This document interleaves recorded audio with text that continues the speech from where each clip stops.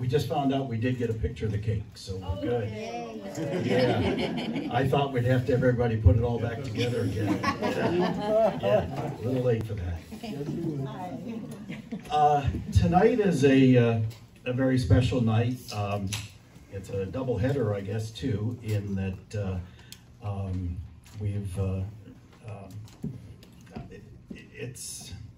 it's kind of a different story, but the same story, with you know, a lot of folks at some point in time. We're going to start with, and hopefully I say it right, Felix Acevedo. Correct. Did I do it right? Yes, sir. Okay, that's okay, good. But he's going to go into his life as a child coming to the United States, or you know, from his native island, and he was one of the earlier ones. I mean, many of us in this room kind of grew up in the period, and during the 50s, there was that was the beginning, or do I dare say the beginning of the migration, and so that was something that we all experienced, you know, and he's going to talk about his family and making a life for his family. He is a New Jersey State Inspector in agriculture, and so this is from the horse's mouth, shall we say, from someone who lived through the experience of coming over as a child in that period of time. Then we are thrilled to also have Edwin Negroni, and Edwin is the president of the Puerto Rican Civic Association, who is right in the middle of their festival this week. They had the flag raising on Saturday, and their festival really kicks in Friday, Saturday, Sunday, right? I think it is, yeah. And so this is a fun week for them. And Edwin's going to talk about his situation isn't a whole lot different to Felix's, but we're going to kind of approach it from the mission of the Puerto Rican Civic Association in helping others to assimilate, I think is a good word to use maybe, and to help them through you know, blending in with the community. So that's our two-pronged approach. And feel free to, I think in both cases, if you have questions as we go through with each individual, but this is really a more modern day experience than some of us, you know, perhaps who, my family came by boat a long time ago, and so it's no different. So with that, Felix, would you like to come on up? No. No. He's been a little nervous about this, so not to worry. We're a good group. We're a friendly group.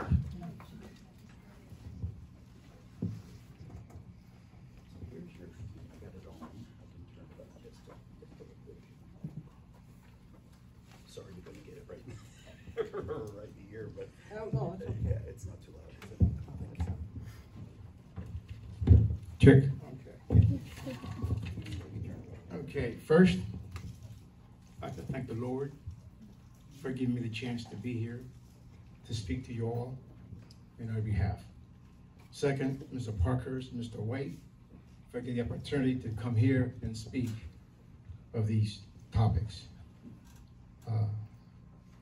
Third of all, I'd like to thank my wife, Magali, my son Chris, and my daughter Crystal for being here with me to help me through these critical minutes. And for that, I want to say gracias. Also, I see a lot of familiar faces that I know. I want to thank you all for being here to support myself and Mr. Negroni. Okay, about me now. My name, I don't know if you haven't heard it yet, is Felix Acevedo. My father came to the U.S. in the mid-40s. He came as what they call in those days, a migrant worker, which meant Swedesboro farm labor camp paid for his way here to work at the farm, and then they would pay for his way back after he fulfilled his contract working as a packer, blueberry, whatever he was. At the same time, he knew how to cook. So there was 20 men living in that same building. Bunk beds, bunk beds, bunk beds. I don't know if they had hot water back in the day or not. I know they didn't have toilets. They had the porta pots or latrines or whatever. But he was anxious and he was smart and he knew how to cook. So he figured out how much it would cost to feed these 20 men, and he would get so much money for them, $20, $30 a piece. Then he would go into a local Spanish store, buy food, and he'd cook for them. He would eat free, and they all would eat. And that took place at La Monica Farms on Pine Road. I don't know how many Hammontonians are here, how many they know the farm on Pine Road. That's where he started. A few years later, in the 50s, he knew he was working and not making enough to survive. So he looked for a better way out, a better way to live. So he met a contractor named Dominic Zara. This wasn't going to work. Okay. Where he learned how to be a mason. There he laid blocks and he did brickworks. And let me tell you, he did some beautiful mantels and fireplaces. They're still, today, they're still in existence. So that's what he did. Going back to the farms, at that time, there was like maybe 30, 40 farms.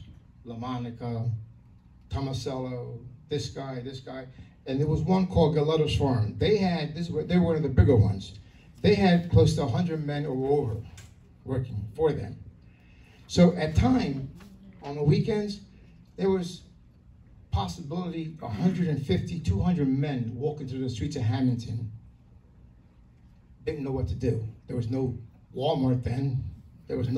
So they went from bar to bar, from store to store, and that's, thank God they kept their cool and didn't start doing disturbances.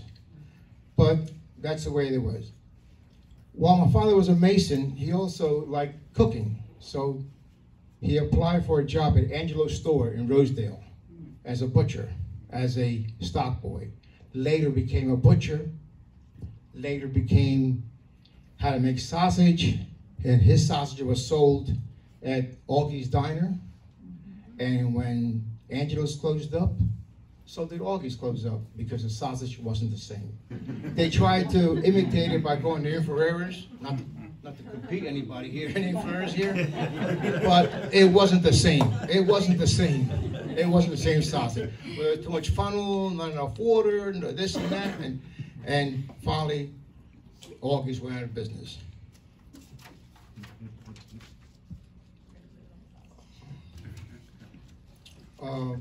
During his travel back and forth, my father, we had a brother. His name is Donnie. He was born in Puerto Rico in 1949. He has two daughters. They're both successfully in business, Linda and Brenda Acevedo. And then later I was born in 1951 in one of those trips back and forth. Again, I was born in 51. When I was 8 years old is when I came to the United States. I first came to New York for a month, tried to live there with my aunt, but my father and mother saw that New York was not a place to raise a family, so we moved to New Jersey. When I came here, I went to Hammonton High School and started second grade. A teacher called Miss Miller. I don't know why, I can never forget that teacher. That's my first teacher. Miss Miller. I didn't speak a word of English. They put me, in those days, the sitting arrangement was they put two close to each other, an aisle, two, an aisle, and two. So they put me next to a girl named Lucy Torres. And she told me in Spanish, just write down whatever I write. That sounds good to me. I understood. So we did homework or classwork, whatever. At the end of the day, the next day, there was 2 papers for Lucy Torres.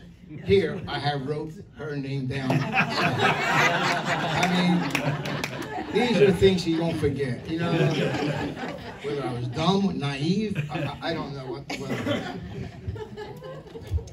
what. As the years went by, I was 10 years old, 12, later became 16. A good friend of mine, Dave DiGiacomo from DiGiacomo Farms, he says, hey Felix, how about helping me out on weekends with the blueberries? If you help me out, I'll get you a farm license. I said, what, a farm license? At 16, I had a farm license. Because technically, when you're 17, that same day, your farm license becomes your regular license, whether other people had to wait 3 or 4 months before they can drive. So 17, I was driving my 59 Chevy.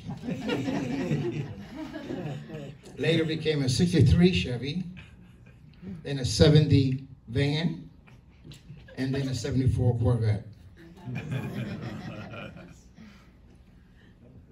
In my early ages, I worked at the Army-Navy store at the corner of Egg Harbor Road and Bellevue Avenue, Miss Sabatini.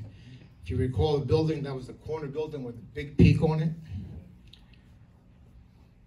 I also remember going to Ideal Bakery. I would save my lunch money. I wouldn't buy lunch in school. I would save my money, and I would save 15 cents, and I would get a little square of Sicilian pizza. Well, the local boys were more fortunate. They got the bigger piece for 25 cents. I didn't have the credit to get 25-cent pizza yet, because some of those guys would just grab it and hardly pay for it. As a freshman, I was deciding whether to stay in school or quit, because things were getting tough. The Hammonton High School started a program called CIE. That's where you go to school for 4 hours and you work for 4 hours. And for that, you would get 15 credits. Well, I knew a little math by then, so 50 times 4 is 60. That's what you needed to graduate. I said, this is my ticket out. This is my ticket out. I'll stay in school, I'll work, and this is what I'll do. So I started working for William B. Kessler Clothing Factory at $1.25 an hour. I worked in the, Max Guzman worked in the morning program, and I worked in the afternoon program. Some of my close friends that helped me through life was Dave DiGiacomo.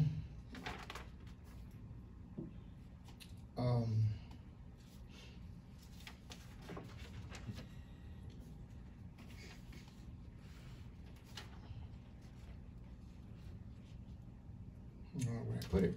Dave DiGiacomo from the farm. There was John Inferrer from Inferrer's Market. There was Jimmy Ristuccio.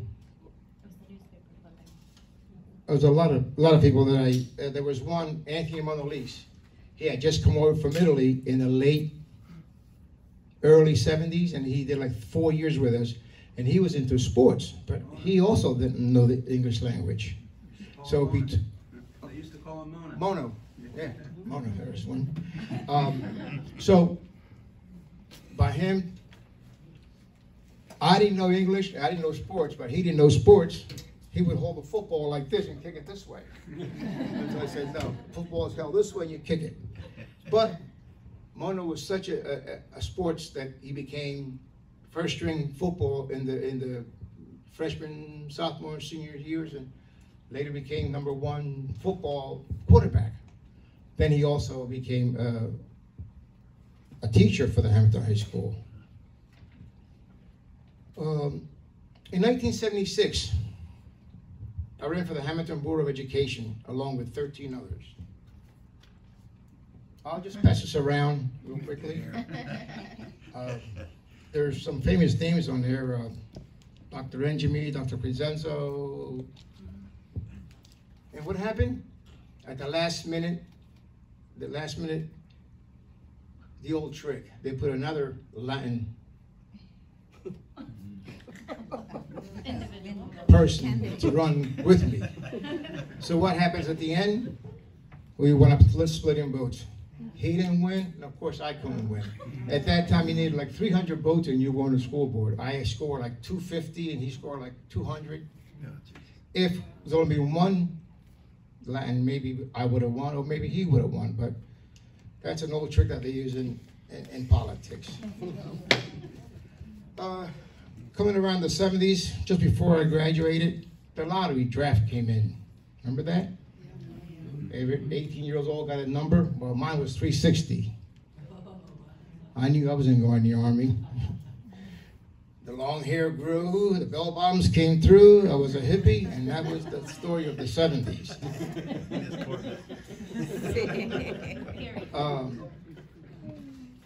In the early 80s, after leaving Kessler's, I was the second Latino to go into the casino business. The first was Blas Melendez. He opened resorts, and I opened Caesars in the 80s. I was a dealer, then became a floor person.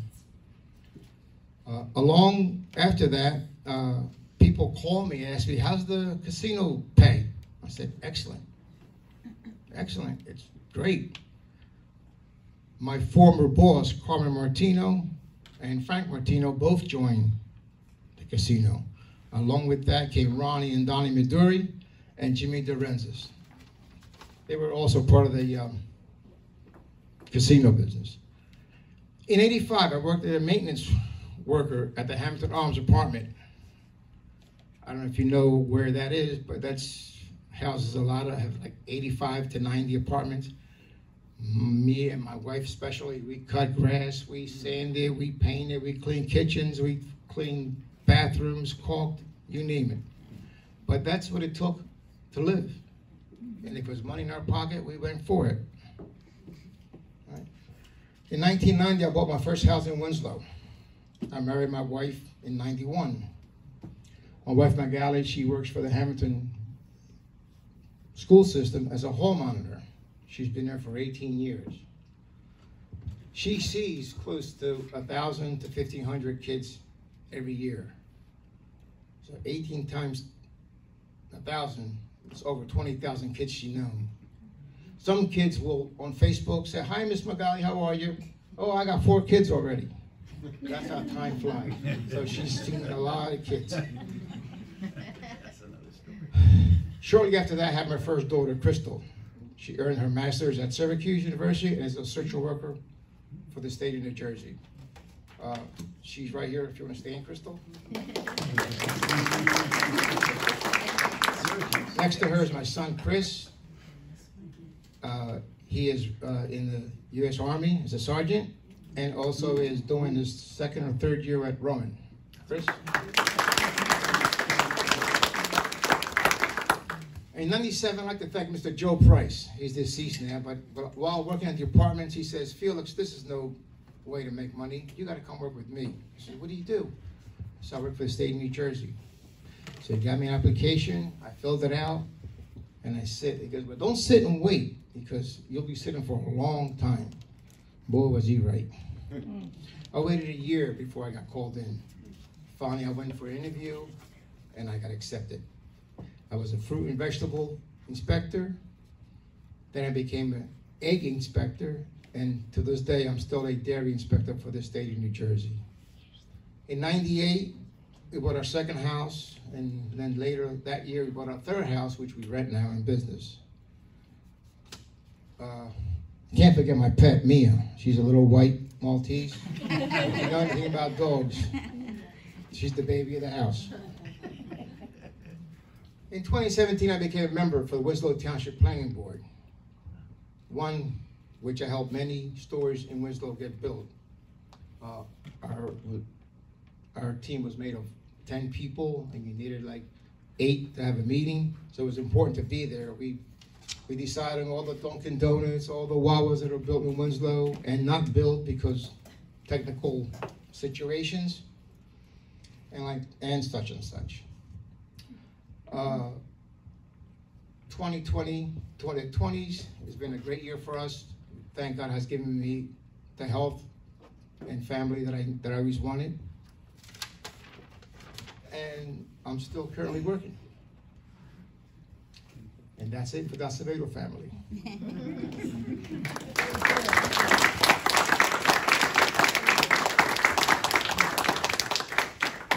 If anybody has any questions, I hope I can answer them.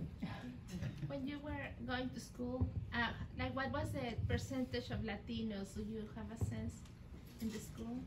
Geez, I can count on my hand. There was the Guzmans, Tavares, Acevedo, and there was a kid named Jesse. I don't know his last name, but it might have been 5, all through grammar school up to maybe 10th grade, 11th. I graduated, I think I graduated with maybe Max Guzman, Elusia Guzman, his brother, myself, and that's it. There was 3 Latinos that graduated in 1970. It wasn't many. It wasn't many. But when you said the friends that you named were non-Latinos, do you also have Latino friends? Yes, the Melendez and the Tavares and Guzman Tavares. They were about the only ones that I could think of back then. Thank God they're still living. Max is still living. Luzier is still living. Blas passed away a couple years ago. Melendez. Yes, ma'am. In your early years, when you mentioned 20 men, what about women? Were there Puerto Rican immigrant women working in the fields? I don't think women worked back then. No. No, that was strictly a man's camp. Man's camp. All men. I don't think New Jersey has housed women to work on farms. Maybe now they do. I don't know. But back then, they were all men under contract. Thank you. Yes, sir. Yes, ma'am. Want to share with us the name of the street you live on? Yeah. Good point. Yeah, the street I live on is named after us, Acevedo Lane in Winslow. Yeah, that's a goal because I work. I put it on my GPS, and it says make a left on Acevedo Lane. Was that a planning board perk? No, this is before the planning board. What it was, that street, it's on a dead end.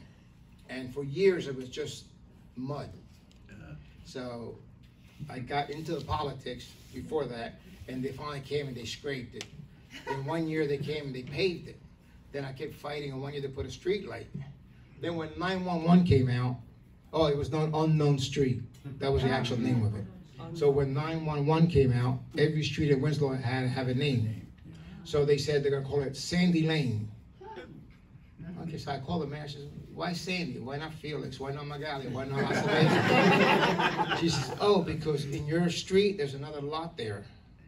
And if we name it your way, he's going to raise holy heck, and then we're going to be in problem. 6 months later, I found out that he was selling the lot. So we bought it. So I said, Miss Mayor, I bought the lot next door. Nobody lives on my street anymore but us. I said, okay. That's And it's funny, there's another Acevedo that came and stole that sign one time. And they finally put a new one up there. Yes, ma'am. Yeah, it's more of a comment than a question. I just love your story. It's such an American story. You know, I'm 63. Anybody who's over the age of 50 probably remembers. Anyone over the age of 60 most likely remembers. Anyone over the age of 70 definitely remembers. It wasn't like this. This would never have happened in 1969, this talk here. And I'm just celebrating, because it seems like every group has it. The English came from, my father told me the Yankees from New England came down to New Jersey because the weather was too cold, so they wanted to farm down here a little warmer. Okay, then they came and made the town. Then the Italians came, and they farmed and they worked, and then they kind of, and now the Puerto Ricans came, and now the Mexicans are, I think, the next in line. Yeah. But this is such a great story. I'm just thinking of my father's grandfather. was a ditch digger. That was what's listed on the census form, ditch digger. That was his job. And now his great-grandchildren are teachers and professors and, you know, all kinds, accountants, all kinds of things, you know. It's always a step up, always getting better, you know, and I just love your story. To add to that, and I wrote it somewhere, but I skipped it. In my early 16, 17, I didn't drive yet, so I would walk in town. That's when they started the curfew. You know, lights on, you gotta be inside. But as I walked through Bellevue Avenue, maybe I walked from Richie's Army store to past Dan's stationery store, and I would see 5 men. I mean, these were the most dressed, well-dressed men I ever saw in my life. They were Italians, and they would have dress pants, dress shirt, a coat, and a top coat. And there'd be like 4 or 5 of them talking this here. On the other corner, be 4 or 5 more. On that corner, be 4 or 5.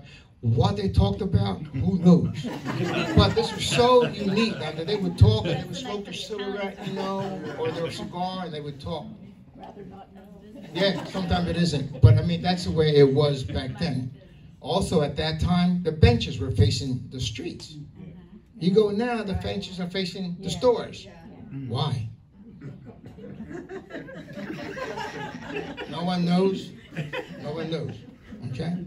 So that's to add a little more Hammonton theory to your story. Yes, ma'am. I just have to ask, whatever happened to that nice girl, Lucy Torres? Yeah. Oh, yeah. You know, good question. A few years later, she moved to Florida because people moved out. You know, for what reason, I don't know. But I heard she had moved to Florida and never heard no more about her. Her brother was named Cisco Torres. He worked for CNC Farms. He was a truck driver. And he passed away years ago also.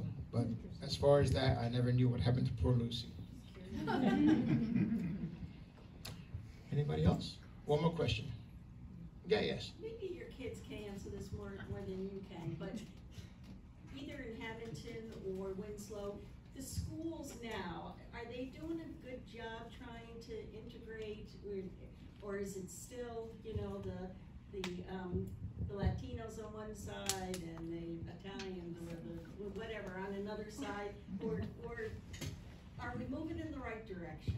So I can speak on a university basis. So I go to Brown University, and Brown University is a PWI, so it's a primarily white institute, and we try to like include like our blacks, our minorities a lot.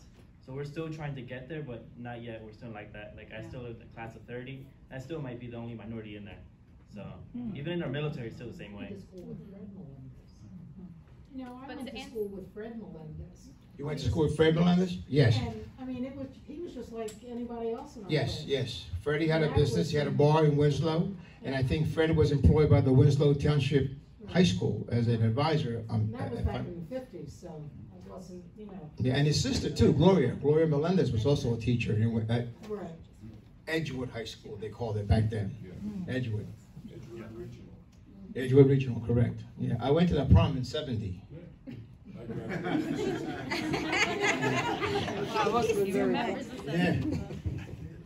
So I think to answer more your question of what you guys are doing, I mean, we didn't go to the Hammonton Public School. We went to the Winslow Township School District, and I remember growing up being isolated from my peers. My first language was Spanish. My dad worked most of the time, so I was home alone as an only child for 7 years with my mom, and the only language and support systems we had was whatever we found on the TV. We didn't have a vehicle. We didn't, you know, get to go to many places at the time because my dad worked all day from sunrise to sunset. So I think that assimilating myself into the community at my school, which was not the Hammonton, was very difficult. I needed a lot of support systems in place to be able to learn the language, to speak the language, to write the language. But I think it became easier for my brother because at that point I've excelled in school where I was able to be the resource for him. However, my mom could tell you about the Hammonton Public School and probably a little bit of a segregation still happening. I think we see a lot of the Hispanics versus the Caucasian students, and I see a little bit more of the admire, I want to say like admiring more of the students that play the sports to be more Caucasian than the minority race. And if it's not the minority race, it's because of academic issues, behavioral issues. Sometimes these students don't have the resources to get to school on time. Their parents work double shifts. I miss the bus a lot.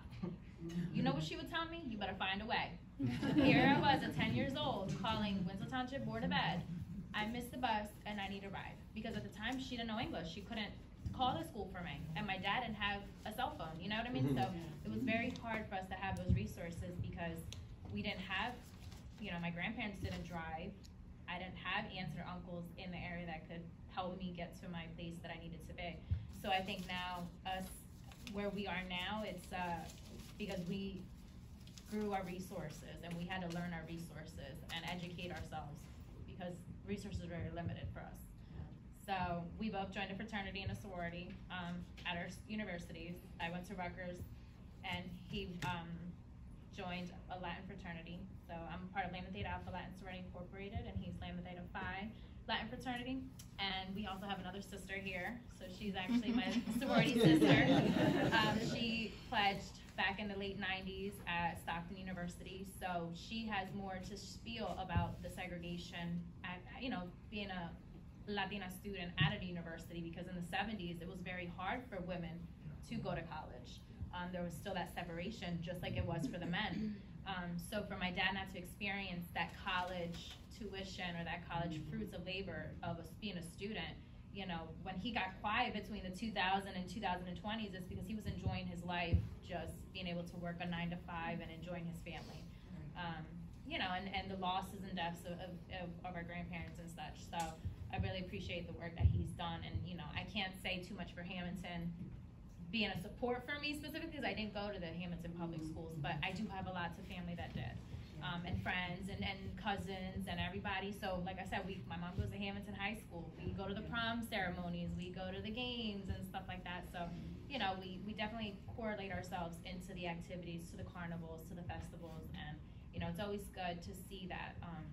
But we definitely want to bring more of the Latino awareness to our communities because we're slowly dying, unfortunately. And it hurts to see that. And I'm a social worker, so, I definitely want to prosper from that. Well, I graduated from Syracuse also, so go All right. Go yellow. Love it. Cold up there.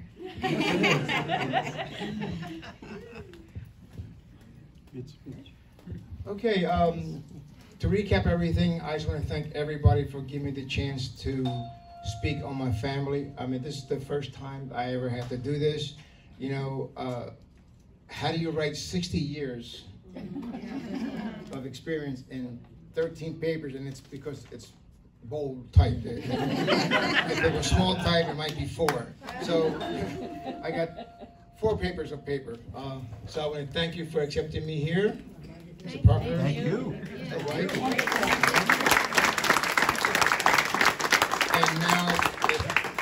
And now, okay. You weren't nervous at all. Really? Natural. Nothing to worry about. Very good, Felix. Thank you so much. Good job. Good job. Any other questions before we switch gears here? Thank you. Any last question before I go? Don't go. All right. Have a seat. All yours. Thank you, Felix. You have a good speech. Okay, our next speaker, again, we'll be talking, addressing the Puerto Rican Civic Association, and Edwin Negroni, and he is another state inspector, and different altogether, electrical inspector, I might add. So he found his home in the trades. And Deb is just getting this thing to come back up again, but I'll turn it over to you, and you can piggyback on what Felix said. Yeah. Thank you again, Mr. White.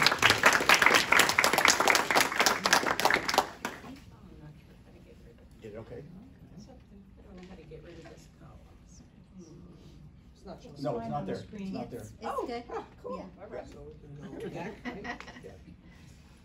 and you may have to hit it again. I think you're probably going to have to. There we go. There we are.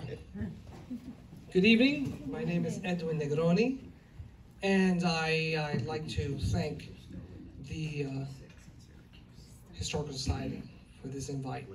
It is, as well for me, the first time to speak out in public like this. I mean, I speak in our group of the Puerto Rican Civic Association. Have you seen me sometimes also in the flag raising ceremony? And of course, I have enough time to prep. This was a quickie, so please excuse us. I would like to introduce, of course, with me today is my wife, Evelyn Perez, my daughter, Sarah, my youngest daughter, my brother-in-law today, Elliot, Secretary of the Puerto Rican Civic Association is here with me present today.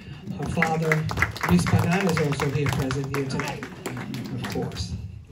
And my story is that my father was the migrant, and but he did not migrate alone. He actually migrated with my mother. Now, back in the days, when you come from a poor family, and my mother is actually sibling of 11. Oh, wow. Okay. My grandmother actually raised the 11. Grandpa was out of the picture, unfortunately. Migrant workers come to the United States with a vision to go back and bring primitive labor back home. But unfortunately, some of them do get lost. Okay, that's the sad part of some families. And that happened in my grandparents' situation. Grandmother was left alone with 11 in Puerto Rico. Mom meets my father. Dad meets mom at the age of 15, 16. What do they know about life, right? I think sometimes they do more back then than what they do today. Sometimes, you know? So, what happened then? Dad comes with my mom. They have me. 1963. My father decides to go back and bring one more. Every year, go back and bring one more. Until he was able to bring at least 8 of them, because the boys were able to boogie out. Okay? And the kids, they did their share and they send money home and so forth. Now, when I was born in Jersey City, over there, I was raised until, let's say, when I was a first grader. Back to Brooklyn, hard times in Brooklyn. That's when they were recruiting in the 70s, little gangs. I don't know if Felix heard about those things. He was in Brooklyn. Brooklyn was not easy. So let's go back to Puerto Rico. This guy's gonna get lost here. So I did education in Puerto Rico. I did education here, back and forth. Graduated from Dickinson High School, Jersey City, my last senior year. So I didn't graduate with my class. It was hard. But I managed, because look where I'm at today. After that, I go to college. I try college. I was not a product of college. Figured out that the hard way. Because going back and forth, I did not have the academics. So when you don't have the academics, it's hard for you, it's a struggle. Again, the issue with the Latino, the migrant. I'm not a migrant officially, but I'm involved with the migrant because my father was going back and forth. What did my father do? He was a truck driver. Before that, he was called a floor boy. They used to call floor boys back in the days, like in the garment industry. And they used to haul the stuff in the back. They used to do that. That's called a floor boy. Like an errand boy. At the age of, what, 16, 17? He was doing that. There was no things about minor working laws and all that stuff. That's what it was. So they managed. So back to me, then I came here to the United States back, and I came here 9/11, day before 9/11, with a promised job in Atlantic City to work in the casinos.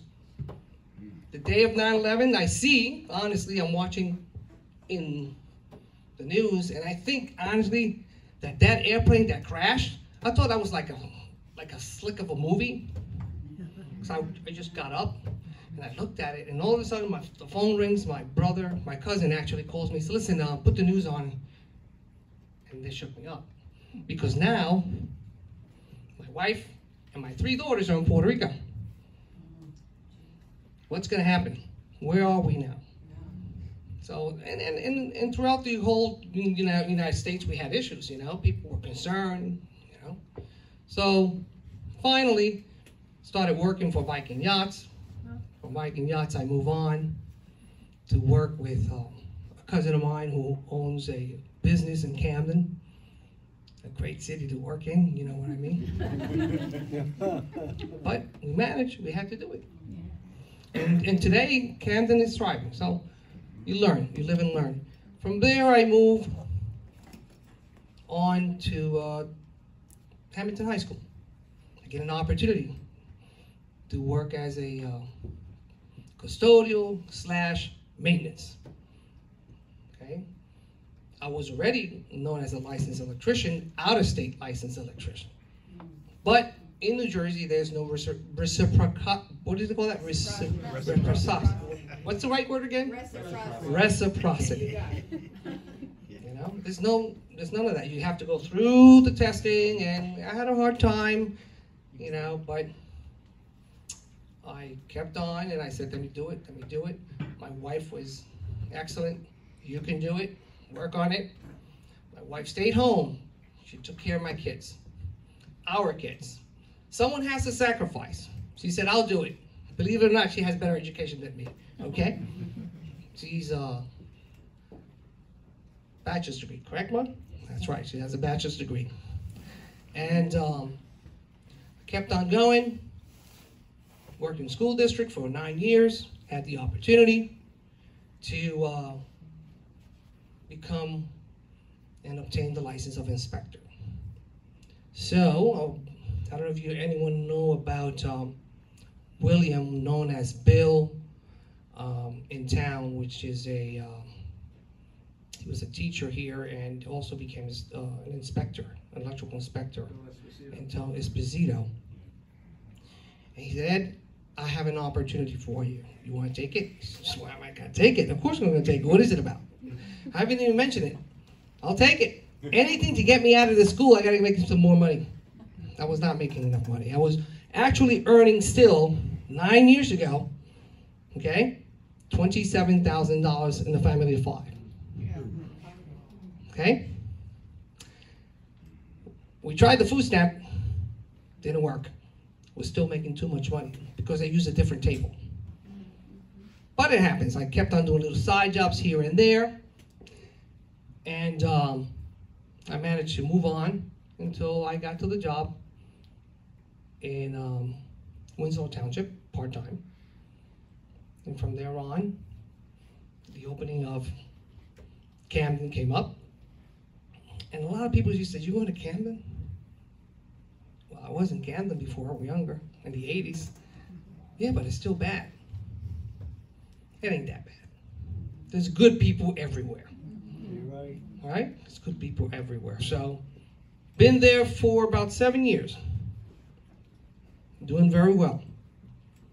And now I'm working full-time in Camden as the subcode official because the other one retired, so I moved to step up. More money. Progress. Huh? My kids had the beautiful opportunity to be educated here in Hammonton. So I did know, and I still do, appreciate Hammonton because they did open the doors to us, and I thank Hammonton for that, okay? And we had great neighbors, and I still have good neighbors. Not as good as the ones that I have. Thank you. I have the best.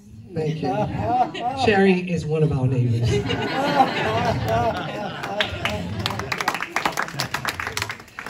And the Colettas, before I met Sherry Coletta, of course, because Sherry was out of the picture because I think... I was in North Carolina. North Carolina. No, I came back when you guys moved in. Yes. That's when I moved back.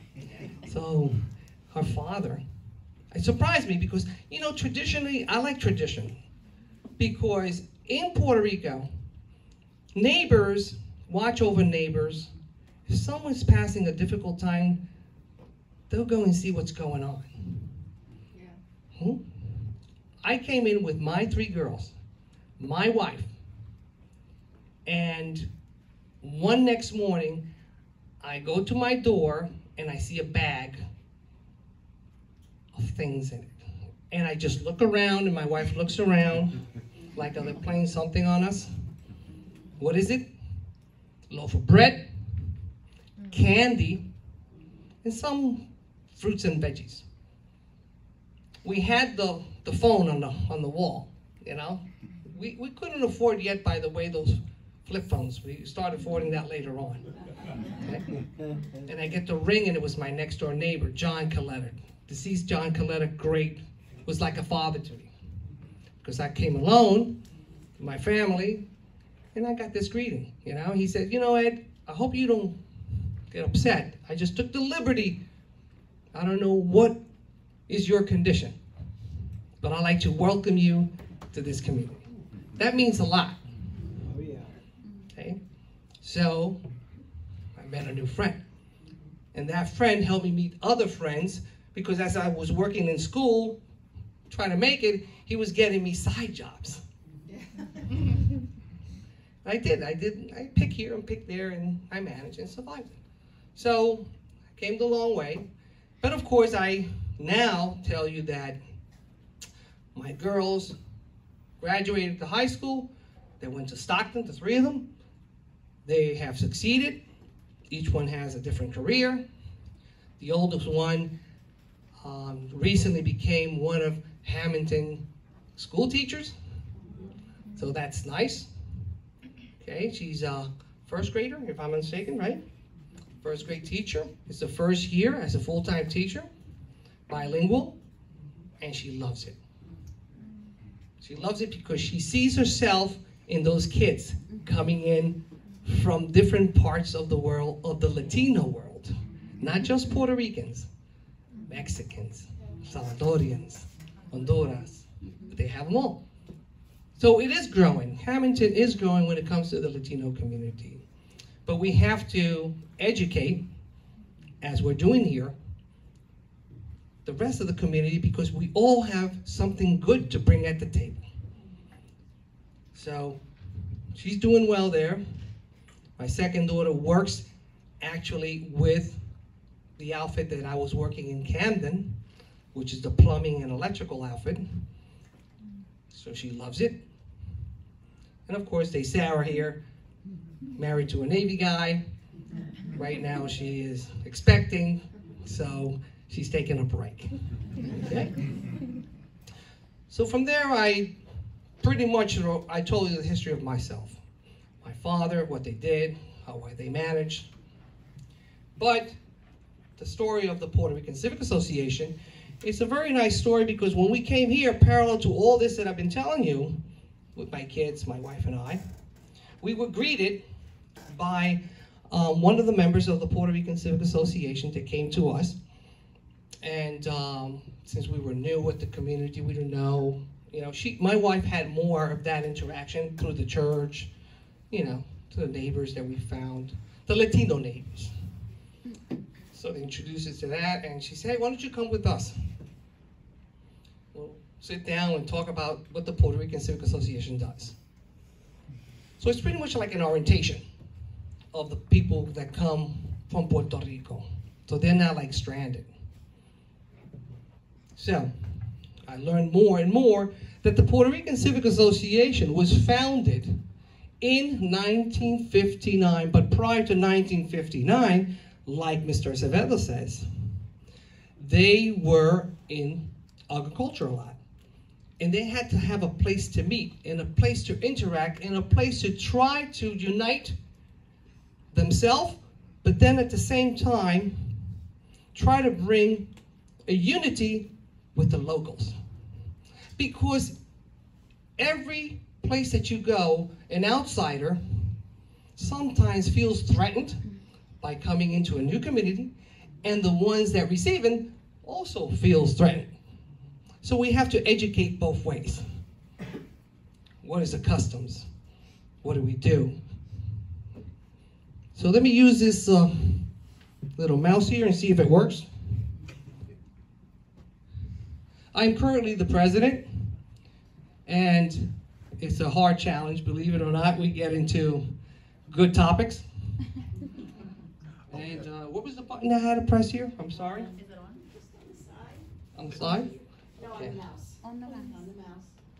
Just keep pressing and one of them will work. That's a cat. It's a cat. This is more of a, It's our cat toy.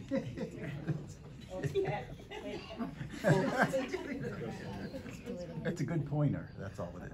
Oh, right there, his nose. oh, His nose. okay. Thank you. You can see that I don't do too much presentation when it comes to this. And you said the, Try the enter key. I'm sorry, I don't see it. There we go. Yeah. Oh, I got the expert here. Thank you. Thank you for helping. There you go. And of course, the personal life, like I mentioned to you, born in 2863, dad, sisters, education, all the way through. 3 daughters, 28, 25, and 23. And all my information about up to the presidency. You move on to the other, please. Puerto Rican Civic Association is a joint effort to keep united Puerto Rico and the United States. Okay, as you know, we are a territory. The island is 100 by 35. Don't let that fool you, because it has a lot of mountains, a lot of valleys, and we even have a little desert in the southern area of Puerto Rico. Okay, and it rains, but not enough rain, so that's why we call it the desert, because it's really dry. Okay, please move on. We have cactus. Yeah. Yep. So, our history, the Puerto Rican was established in 1959 to foster the bond of fraternal union between the natives and the Puerto Ricans. That was the original purpose, and it still is part of our purpose, but we have expanded that a little bit more. Since then, we, the Puerto Rican community, have not only forced those bonds, but we have the privilege to become an integral part of this community, as Mr. Felix has explained. We have teachers, police officers, we work in courts, and we have succeeded in other branches of government. We may not see it, but we're there. The Association of the Puerto Ricans were founded in 59. These were the founding father, but among the founding father was one guy that outstands and is still living today, Freddie Melendez. Freddie Melendez wrote an article in regards, why did he want to do this? He understood that the only way to really educate among each other was to unite, organize, understand the culture so we can interact with the culture. And that's what we still do today, because as we grow as Hispanics, also other ethnicity grows. And we have to come to the current times and work with that situation. We were incorporated with the letter in 1959 as well. We became a corporation. Thank you. Las Damas Auxiliares, these are the lady auxiliary. There was a question, were there females in the farmland? There wasn't. However, when the group organized, and it happened, I'm sure, with the Italian, Germans, any other groups, there were always men. Females were pretty much, where were they left? In the kitchen. It's true. It happened to every kind of nationality. These women were the women that said, out of the kitchen, it's time to go, and we're going to show what we can demonstrate. So, what did they do? They create their own association because the men were not yet comfortable accepting the women. It doesn't mean that they were discriminating in a way, it just was not comfortable. It had to be something about the era. But it happened. They became so good, they had their own ideas, created great ideas, organized for the first Puerto Rican Week Festival. So they were the ones that created the festival. Okay? As you can see, the Hispanic Heritage Mayor Russell Clark signed a resolution proclaiming August 25 as Puerto Rican Week as Lilia Feliciano, president of the Auxiliary Association, looked towards him, thanking him for that great opportunity. So they started the festival, and the festival was actually a week. But we had a lot of Puerto Ricans in Hammonton at that time because there was a lot of agriculture going on, and they had a place to go. So after, it was starting to downsize a little bit, but we still have it. We still celebrate it. These, of course, were the first group of ladies. They organized, and I believe there were about 17 around there. So there were a good group of them. Of course, some of them were wives of the members, and they demonstrated that they can organize themselves as well. Here you have that we have done a lot of stuff from that time to the current time. We have done scholarship. They may be little scholarship because we are now a small group, but we have able to give out to the Latino, but the Latino is a boy and a girl, to at least give them something to continue better education. When they come out of high school, $500, $1,000 is something. They may pay a book, they may pay a laptop, so that will help. We also did, currently you heard about Hurricane Maria. Hurricane Maria hit our homeland. It hit a lot of islands, but it affected our homeland. We sat down that evening when we heard about the hurricane, and said, what are we going to do? How can we help? So we all chipped in and we talked about it, came back and forth. Let's do our own fundraising. Let's start here home in Hammonton and ask for help.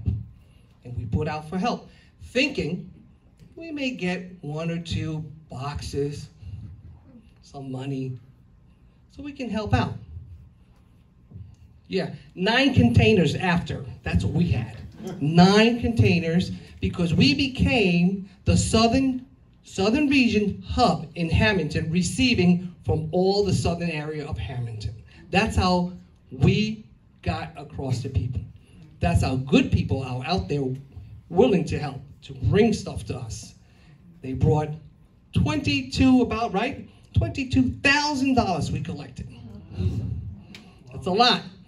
And we did it what, like in a week? Week or two?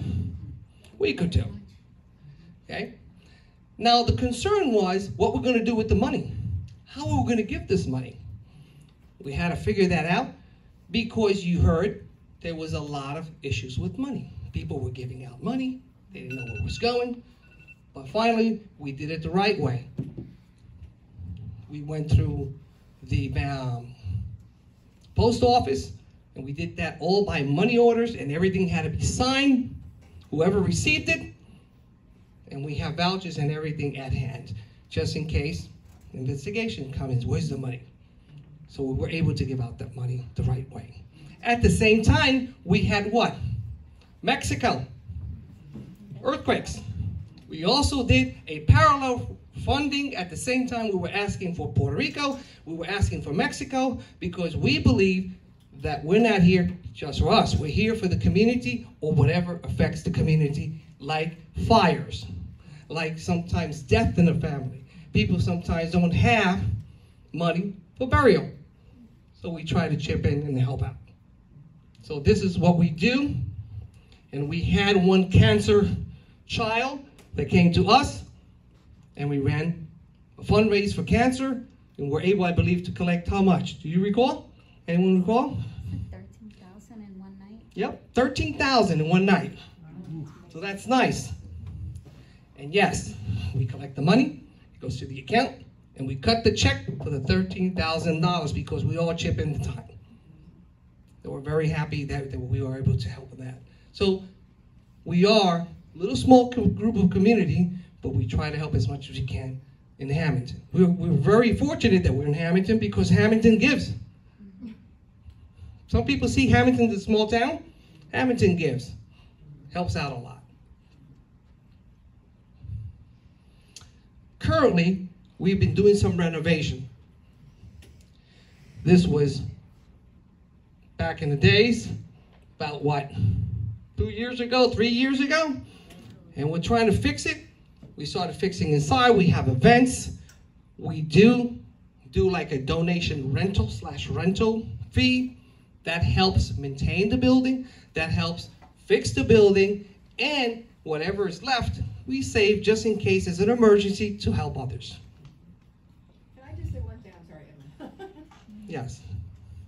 I was a couple of weddings at that. They redid that whole venue. It is a beautiful space for a modestly priced wedding. It's beautiful. And the food. Thank you. So as you can see, we're here working inside. We're bringing it up to date, you know, to the modern era, because I don't know if I'm talking on us, the seniors, you know. This new generation, you have to have something to attract them. I'm sure there's a lot of different groups out there, and it's getting hard for them to recruit. So we're trying to modernize a little bit. They want internet, you know, they want Wi-Fi. And it's very difficult to maintain Wi-Fi and internet when you're in a small budget. But we're working on that. We're working on that. So we've been doing some renovation this year. Next, please. As you can see, these are volunteers. I have not only my children, my son-in-laws, neighbors, committee people that are working with us. And the ones that are here today, they also have bent elbows in there cleaning up and making sure everything is spotless, like the way we want it. We carry on, we did the front, make it safe for the people coming in and out, clean up, paint it. And of course, as you can see, this is the annual celebration that we just did this past Sunday. We raised our flag. We're proud to be able and honored to be accepted in Hammonton. After so many years, we're still raising that flag, representing that Puerto Rico is here, Puerto Rico is willing to help. Puerto Rico is also thankful for having us join this town and continuing be part of this town. So we are thankful on that, and would like to continue saying to you, we're here also to participate in this community. Of course, we have the food. And I leave the food for the best. The best, you're gonna love our food. If you have not tried the food, I invite you to come over because it is done fresh. It's really good. It is fresh. We cook our rice that day. We do not leave rice for the next day. It's not our practice. We can't do that. It does not work for us. We have a saying in the kitchen, if we don't eat it, no one eats it. Okay? But that's good. That's healthy. It's a little bit on the greasy side, don't get me wrong, because we do fry stuff.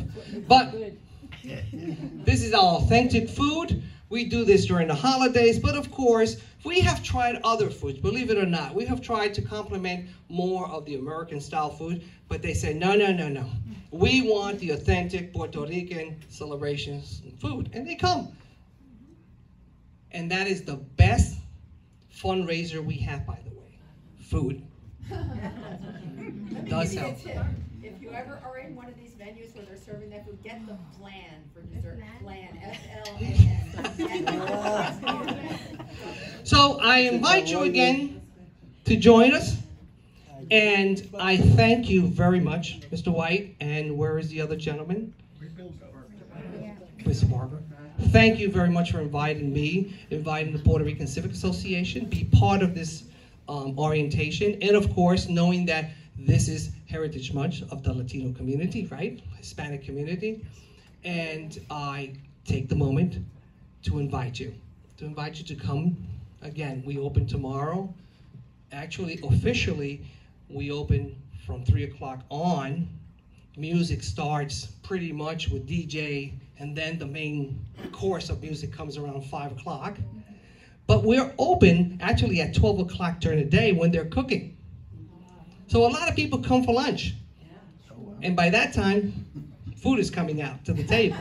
Okay, so we have takeouts, we have picnic areas, so you can go and sit down under the shade of our tents.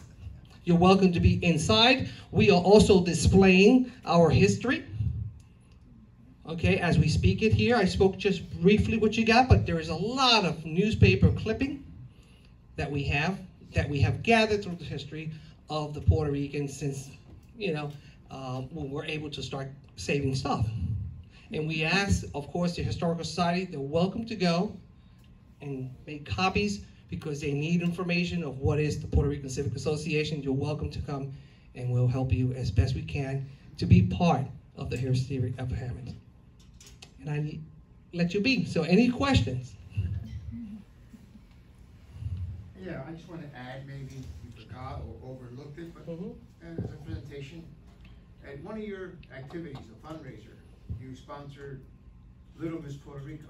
Yes, that's correct. That was a bunch of little girls selling tickets, created, a good amount of money.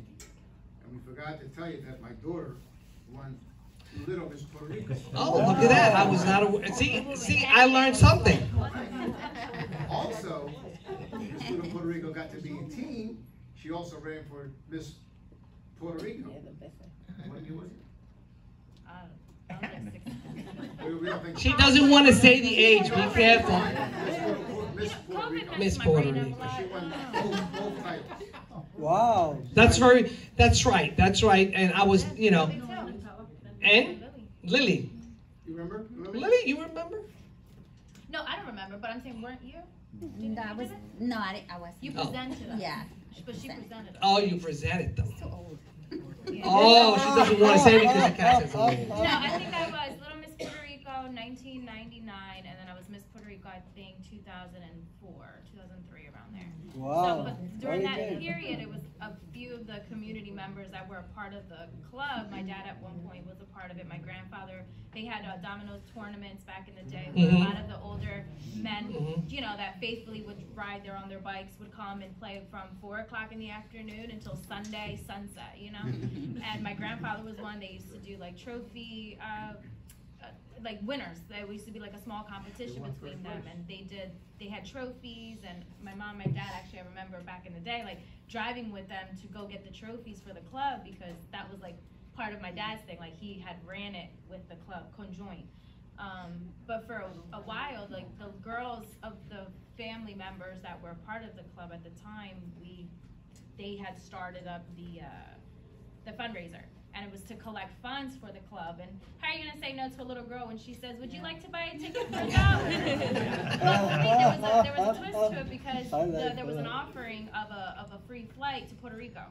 So it was like you get a chance to win a raffle to Puerto Rico. So we had given back to the individual if they had won, or there was some type of monetary donation at that point too. But we would raise, I think one of my package would be like $500, $600, because you had like a time period to like get the money. You know what I mean? Like you had to go and it went along for quite a while, but like everything else happens, when you don't have enough membership and the membership starts going down. And of course, as you know, at the beginning I stated that the purpose was to have a fraternal gathering with the locals. It went beyond fraternal because they started marrying again, into the locals, right? And then what happens? Then this is another thing that happens, and it happens to every kind of I can say, group, culture, or yes, nationality. They incorporate, right? And then we become what is called Americano. We're American. But America is that. America is actually the mixing, the melting, yes, the melting pot.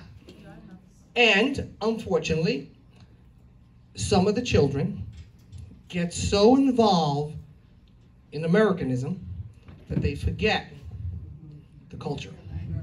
So that we're here to for that. We're here to maintain that culture as the Italian community does, as the Irish community does. Because if you talk to our ancestors that are still, some of them alive, don't forget this, right? And we try to keep that there, and that's what we try to promote as well. Also, I don't know if you're aware or you forgot again. Yes. Well, once we get old, we forget a lot of Yeah. things. At the same time, you had the Women's Auxiliary. I don't know, either before or after, there was a club named Laya. No, you know what? I'm not aware of that because... Latin American Youth Yeah, maybe, you recall that, Luis Pagan? No. No? That must have been. That must have been... Our advisor was 1980s. Chanito Guzman. No, but that time we are not living. So we came here in 1986. See, that's a yeah. different So group. that was before us. Before you came, I think. Yeah. Oh, yes, definitely it must have been. 66 maybe, Mm-hmm. and we had a Latin Youth Association. We were the ones that put the first phone in the club. Okay. Remember, it used to be inside, Right. then they put it outside. As a public phone? Yeah, Wow. yeah, we paid the $90 out of our fund that we made for the club. $90 at that time? That's a lot of You money. complain about Wi-Fi. We had to do a lot of things for $90. We had the first phone inside. Then they said, well, how if you get an emergency, you know, you can't go in the kitchen to make it, so they put it outside. Then later on, you had a lot of vandalism, then the phone went away. Oh. So Latin Youth Association was the one that sponsored that.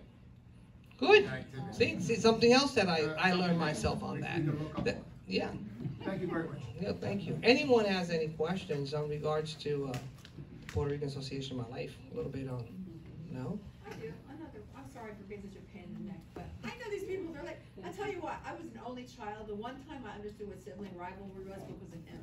It was like, my father was so close to him, it was like the son he never had. And I was like, Daddy, Edwin's always with you. How come I'm not? You can come over. He's always here. Everyone likes to be here. I don't know. Can anybody get the internet up on there? I wanted to try to get the map to see exactly where Puerto Rico is. Is there possible? I don't know. Is there possible? To get Google Maps? Yeah. I'm ashamed to admit this, because of West Side Story, I was convinced that Puerto Rico was an island right off the coast of New York. No. Puerto Rico is in between Cuba and Dominican Republic, right? So, No. wait a minute, not Dominican. Past that point. But like I said, we are a small island, but we are big in heart. And we are thankful. I cannot strive. I personally thank the town of Hammonton opening the doors to me and my family because we have succeeded here. We have accomplished a lot. And we like to bring that to the table and let you know that so you can let the community know. And I always try to tell the same thing because I am thankful for what we have today. That door opened. And a neighbor, as Sherry Kalana's father, that opened that door to us. So I have nothing else to say. I thank you very much for this opportunity, and I give you back to Mr. White.